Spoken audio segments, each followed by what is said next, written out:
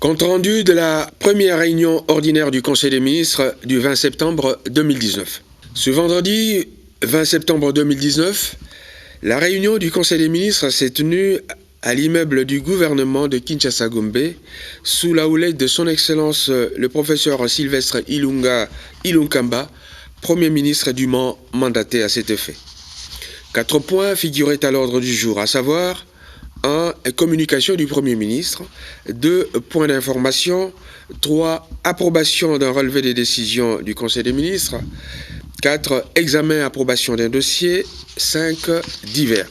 S'agissant de la communication du Premier ministre, la communication du Premier ministre a porté sur 3 points, à savoir 1. Le rapport des engagements souscrits par les membres du gouvernement lors de la dernière signature de l'acte d'engagement éthique. 2.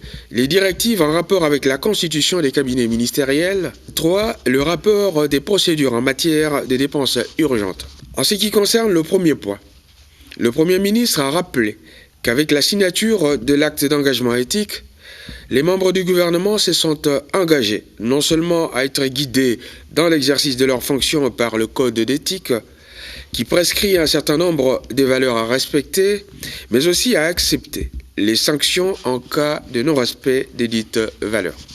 Pour ce qui est de la formation des cabinets ministériels, le Premier ministre a exhorté les membres du gouvernement à respecter scrupuleusement le décret numéro 012/024 du 19 juillet 2012 portant organisation et fonctionnement des cabinets ministériels, décret qui a été pris pour assainir entre autres les finances publiques. S'agissant du problème de dépenses urgentes, le Premier ministre a circonscrit un certain nombre de dépenses qui méritent un traitement particulier, tout en exigeant le respect des procédures prévues en la matière. Au point dit d'information, on aura noté les points suivants: l'État et l'administration du territoire, la situation sécuritaire, le rapport sur la constitution d'une commission de vérification des véhicules de fonction, le point sur la mise en œuvre de la gratuité de l'enseignement de base, enfin, de l'État et de l'administration du territoire. Ce point a été développé par le vice-premier ministre, ministre de l'Intérieur, Sécurité et Affaires coutumières. À ce sujet, il y a lieu de noter ce qui suit. La situation générale est calme sur toute l'étendue de la République, hormis l'insécurité observée dans certains coins du Nord Kivu suite à l'activisme de certains groupes armés et dans la province du Touri, particulièrement à Djougou. Il y a lieu de renforcer les moyens matériels de nos forces armées pour mieux faire face à cette situation. S'agissant des aspects sécurité proprement dites, on notera ce qui suit. À Kinshasa, la marche du parti SID s'est bien déroulée. Elle a été bien encadrée par les forces de l'ordre. En ce qui concerne Mbuji-Mayi, on aura noté des protestations ça et là relatives à la problématique de la gratuité de l'enseignement de base, qui par ailleurs est bien perçue par la population. Toutefois, les partisans des écoles privées sont mécontents de l'augmentation des frais scolaires induits par cette réforme, tandis que ceux des écoles publiques réclament la gratuité du premier et du deuxième cycle d'orientation. Toutefois, l'ordre public a été rétabli. Concernant l'Ituri, on aura constaté des affrontements entre des personnes de l'ethnie Emma et celles de l'ethnie Lendu, occasionnant près de 17 morts et plusieurs blessés dans le territoire de Djougou. Une réunion de sécurité a eu lieu entre le ministre de l'Intérieur, celui de la Défense, le gouverneur de l'Ituri, ainsi que le représentant du conseiller spécial du chef de l'État et le commissaire provincial AI, et ce pour trouver les voies et moyens de mettre fin à ces attaques et restaurer la paix dans cette partie de l'Est de la République. Concernant le Kasaï central, on aura noté la poursuite du mouvement d'évacuation des refoulés volontaires de l'Angola vers Kananga. Concernant le Congo central, il y a 2 faits à relever.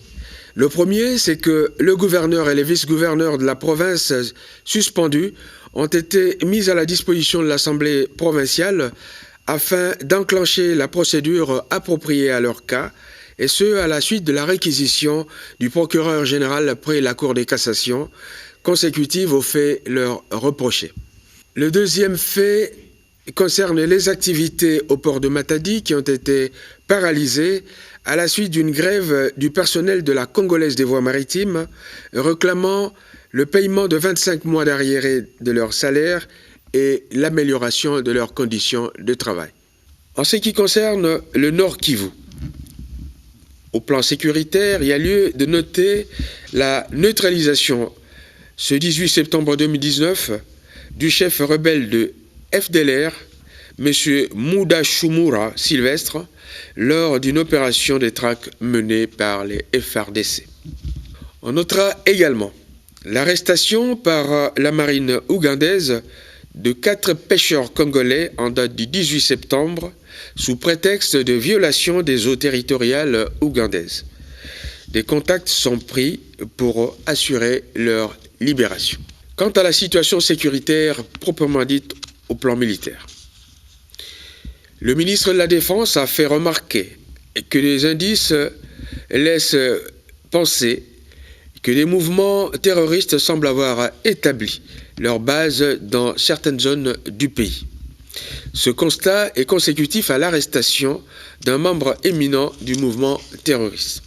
Concernant le rapport sur la constitution d'une commission de vérification des véhicules de fonction, le vice-premier ministre, ministre des Infrastructures et Travaux publics, a fait rapport au Conseil à ce sujet.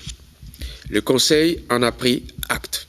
En ce qui concerne le point relatif à la mise en œuvre de la gratuité de l'enseignement de base, le Conseil des ministres a constaté, sur la foi du rapport fait par le ministre d'État, ministre de l'enseignement primaire, secondaire et technique, que la gratuité de l'enseignement primaire, telle que prévue dans la Constitution et prônée par le chef de l'État, est effective.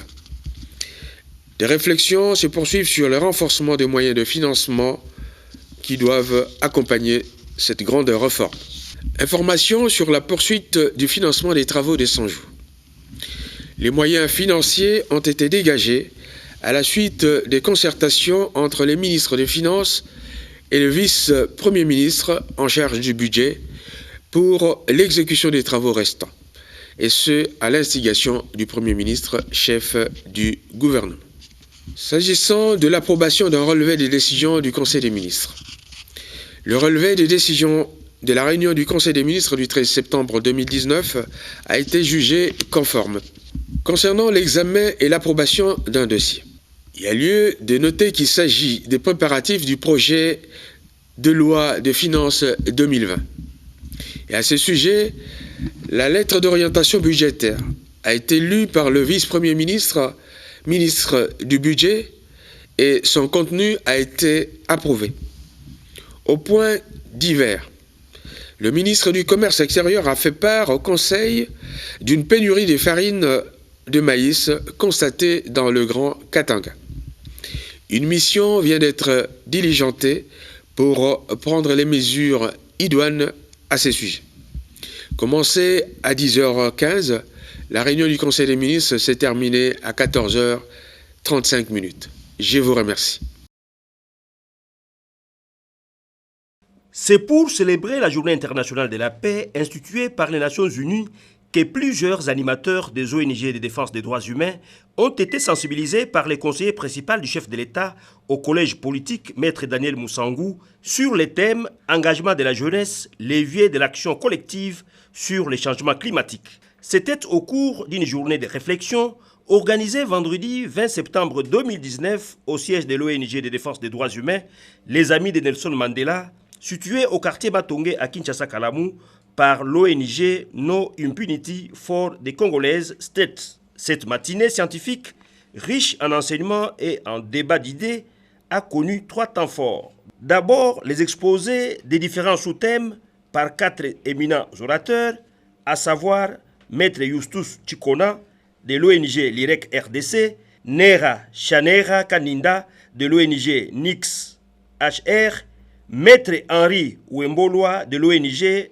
Reprodev et Maître Daniel Moussangou, conseiller principal du président de la République chargé des questions politiques. Au cours de son exposé axé sur les sous-thèmes politique et stratégie de la lutte sur les changements climatiques, Maître Daniel Moussangou a expliqué dans une approche pédagogique la vision du chef de l'État, Félix-Antoine Tshisekedi Tshilombo, qui a inscrit la promotion de la jeunesse et la lutte contre les changements climatiques parmi les 20 piliers de ses axes prioritaires. Il a, à cette occasion, fustigé la campagne d'intoxication et de manipulation sur la matérialisation du projet Inga 3, orchestré par les ennemis du développement de la RDC et relayé par certaines ONG congolaises à la solde d'une certaine communauté internationale. Ensuite, s'en est suivi une série d'échanges et de débats enrichissants. Enfin, cette manifestation, riche en enseignements,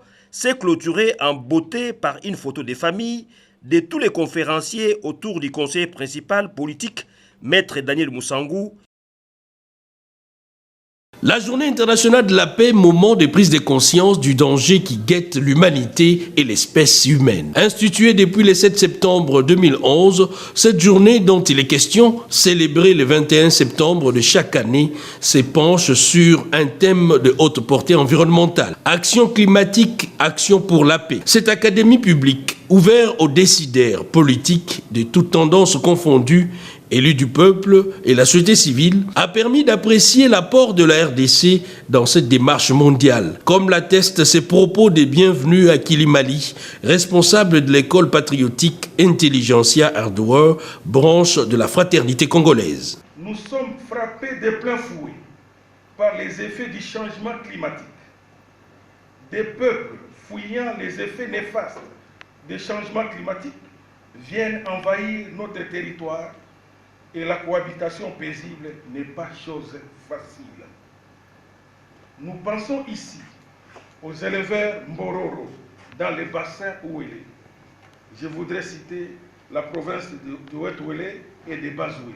Au-delà du fait que les Mbororo constituent un problème d'immigration climatique, ils représentent aussi un sérieux problème sécuritaire de défense nationale. Cette prise de conscience collective passe par l'implication des acteurs, dont certains ont répondu présents à cette invitation, d'autant plus que les questions environnementales qui préoccupent au plus haut point les chefs de l'État, Félix-Antoine Tshisekedi, relèvent de la survie de l'espèce humaine à la surface du globe. Le tout premier gouvernement Ilunga Ilunkamba compte en son sein un bon parterre des étudiants sortis de l'Université protestante au Congo, UPC, dont l'Assemblée provinciale. Pour témoigner leur reconnaissance et gratitude aux différentes instances du pays, l'Association des anciens étudiants de l'UPC, AAE-UPC, a organisé une réception à l'honneur de tous ces anciens étudiants promus aux différentes fonctions ministérielles et à l'Assemblée provinciale de Kinshasa. L'occasion était fort belle pour le vice-président et autres de cette association de louer l'opportunité qu'a offerte cet alma mater. Cet événement a un sens particulier, notamment par cette vague de nomination de 5 collègues au gouvernement central, par l'élection des députés nationaux et provinciaux, sénateurs et vice-gouverneurs.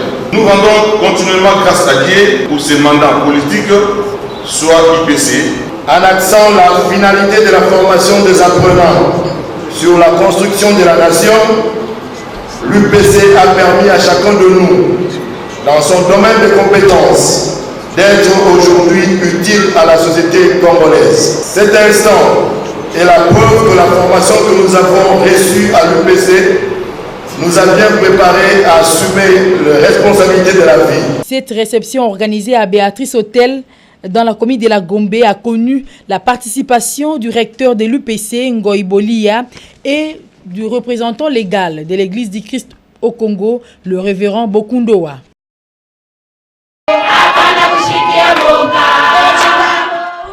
À tout seigneur, tout honneur, la prière a ouvert les rideaux de cette rencontre, suivie de l'hymne du parti.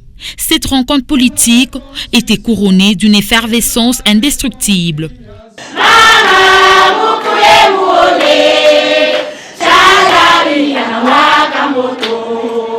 Prenant la parole devant les militants du Parti du Peuple pour la Reconstruction et la Démocratie, le gardien du temple Lualaba, Jean-Marie Kasséa Tchingambo, compte son tergiversation, affûter toutes les armes pour affronter les prochaines échéances électorales en République démocratique du Congo. Vous avez vu ceux qui sont venus aujourd'hui, ce sont les secrétaires exécutifs communaux. Donc on ne peut pas négliger la base, parce que le président national du parti, ainsi que le secrétaire permanent Chadari, ils nous demandent toujours de respecter la base. Donc aujourd'hui, c'était une grande rencontre avec notre base du PPRD, afin que nous puissions nous préparer pour les élections de 2023. Donc nous ne devons pas être distraits. Vous devez savoir qu'il fallait expliquer pourquoi nous avons échoué. Cette politique de prendre les gens qui ne sont même pas du PPRD, c'est ce qui nous a fait échouer. Mais cette fois-ci, il fallait conscientiser nos membres. Le PPRD, parce que nous avons des membres convaincus et convaincants, nous ne voulons pas que cette pratique puisse continuer au PPRD Lualaba. Nous demandons à ceux-là qui ont cette pratique d'arrêter avec cette pratique parce que nous avons besoin de gagner les élections. Et aujourd'hui, nous devons respecter la structure du parti. La structure est connue. Au bout d'un moment de répit après la bataille électorale, les fédéralistes sont de retour sur la scène politique au Katangaise. Plusieurs combattants et sympathisants de ces partis politiques se sont retrouvés l'après-midi de ce mercredi 18 septembre dans une manifestation aux allures de retrouvailles ponctuée de l'inauguration de leur nouveau siège situé sur l'avenue Kenge au quartier Bel Air dans la commune de Kampemba. Le président interfédéral Jean Kalinga Mambepa l'a inauguré en coupant les ribbons symboliques sous les acclamations de la foule en liesse. Nouveau siège, nouveau départ, un calendrier d'activités sera publié pour le fonctionnement normal de cette formation politique membre du FCC, a dit Jacques Ngoï Mouilamboué, son secrétaire fédéral. Le député national Jean Kalinga Mambepa prend la parole. Le parti n'est pas mort, l'autorité morale du FCC, Joseph Kabila, a encore besoin des fédéralistes, a-t-il lancé avant d'expliquer à la foule la réussite de la transition pacifique à la tête de l'État grâce à la maturité et à la grandeur d'âme de l'ancien chef de l'État, Joseph Kabila Kabange. Jean Kalinga Mambepa a demandé aux combattants de soutenir le gouverneur Jacques Yaboula Katoué et son gouvernement provincial. Le président interfédéral des fédéralistes a également recommandé aussi un soutien sans condition à la politique du gouvernement Ilunga Ilukamba sous le leadership du chef de l'État Félix-Antoine Tshisekedi. On marque notre retour par un grand événement qui a coïncidé avec le changement de notre adresse physique, de notre directoire. Et nous avons voulu montrer que nous sommes toujours présents sur la scène politique. Jacques Yaboula Katoué, c'est l'unique gouverneur que nous avons dans la province. Notre parti propose un soutien sans condition et un accompagnement sans faille. Les fédéralistes, parti qui compte 2 élus à l'Assemblée nationale, s'est dit déterminé à jouer le rôle de premier plan sur la scène politique. La signature du contrat entre les projets PRISE, projet de renforcement des infrastructures socio-économiques dans la zone centre de la RDC, et Pan-China, société chinoise, qui a gagné les marchés pour l'approvisionnement en eau potable dans la ville de Mbujimaï, province du Kasaï oriental, est intervenu le vendredi 20 septembre 2019 dans la salle Panorama du fleuve Congo Hôtel, commune de la Gombe, devant témoins. Le ministre du Développement rural, Guy Mikulu Pombo, a présidé la cérémonie. Près de 27 millions de dollars américains, c'est le coût de ce projet financé par la Banque africaine de développement BAD. La réalisation de ces projets par la construction des ouvrages est un salut pour la population de Mbujimaï, longtemps demeurée dans la corvée des manques d'eau avec les conséquences qui s'ensuivent, a indiqué le ministre Guy Mikulu Pombo. Motif de fierté parce que ce projet date de 2014. Il y a eu des gens qui sont morts, il y a tout le monde, mais aujourd'hui au moins, nous pouvons dire ouf, merci à Dieu, parce qu'aujourd'hui, au moins on a signé le contrat et le projet peut démarrer dans 3 mois, puis donner de l'eau à la population de Mbujimaï. Le coordonnateur du projet PRISE, structure technique de l'État congolais, par qui les marchés s'exécutent, M. Deyon Tsunzu, pense que ce projet est un ouf de soulagement. Les travaux ont été attendus pendant plusieurs années.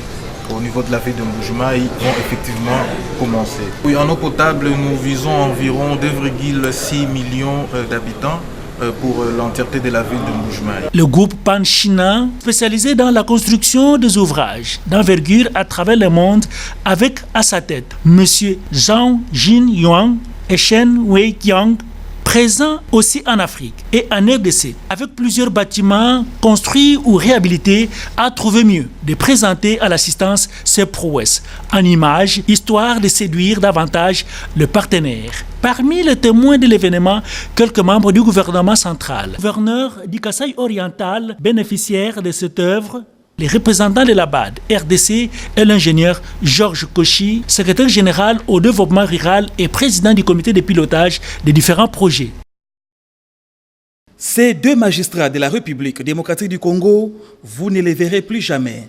Cédric Kabobo Ilunga et Didier Njibou Lubuelo ont tiré leur révérence le 13 septembre 2019 lors d'un accident de circulation dans les environs du village Kimbingo, secteur d'Imbongo, territoire de Bulungu dans la province du Kwilu. C'était pour rejoindre leur poste d'affectation au tribunal des grandes instances de Chikapa que ces deux cadres de l'appareil judiciaire ont trouvé la mort. Au palais de la justice, lors de l'audience solennelle, les bâtonniers du barreau de Kinshasa-Gombe a loué les qualités professionnelles de ces deux magistrats. Il a plaidé pour que l'État congolais améliore les conditions salariales des magistrats. Dans son réquisitoire, le ministère public a lu les biographies des illustres disparus, ce avant de retracer leur parcours dans l'appareil judiciaire. Dans son adresse, le vice-premier ministre, ministre de la Justice et garde des Sceaux, Maître Célestin Toundaya-Kassende, a reconnu leur dévouement et leur engagement à servir dans l'arrière-pays, loin des délices des grandes villes. À la famille biologique, je tiens à vous exprimer toute ma compassion et la solidarité du gouvernement de la République. C'est de vos rangs qu'étaient issus ces deux dignes serviteurs de la justice.